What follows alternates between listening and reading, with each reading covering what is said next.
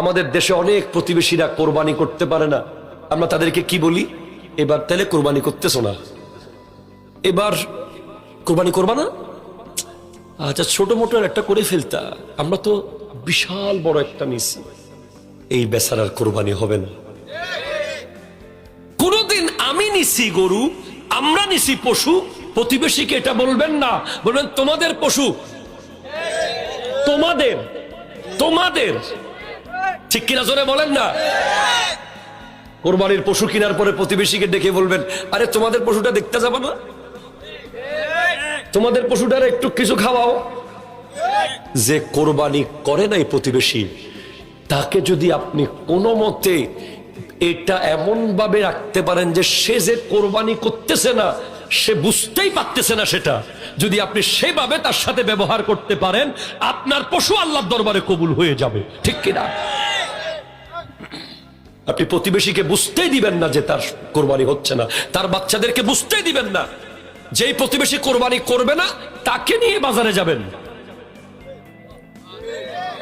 কথা কয় না, কথা কয় না, কথা কয় না। তাকে নিয়ে কই যাবেন?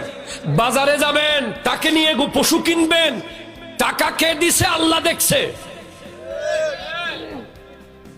যেন বুঝে যে আমাদের পশু।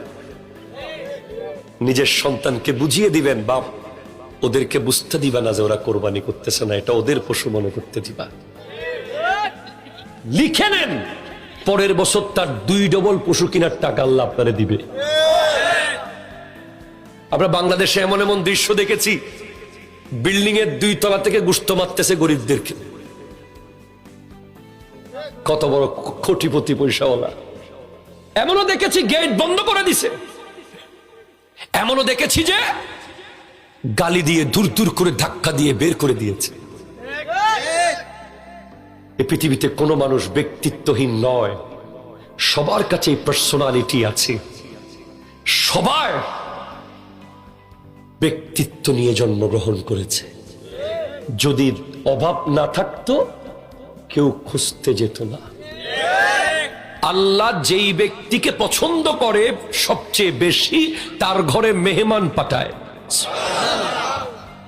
মেহমান যখন আসে, সে নিজের রিজিক নিজে নিয়ে আসে।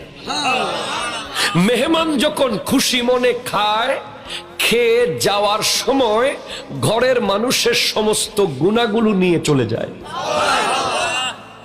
মেহমান যখন খেয়ে খুশি হয়ে মুস্কি হেসে যায়, খুশি মনে যায়, তখন আল্লাহ ওই মেজবানকে, ঘরের মানুষকে একটা হজ আর একটা উমরা সওয়াব দিয়ে দেয়। মেহমান যত খাওয়াবেন, ঘরে তত বরকত বাড়তে থাকবে।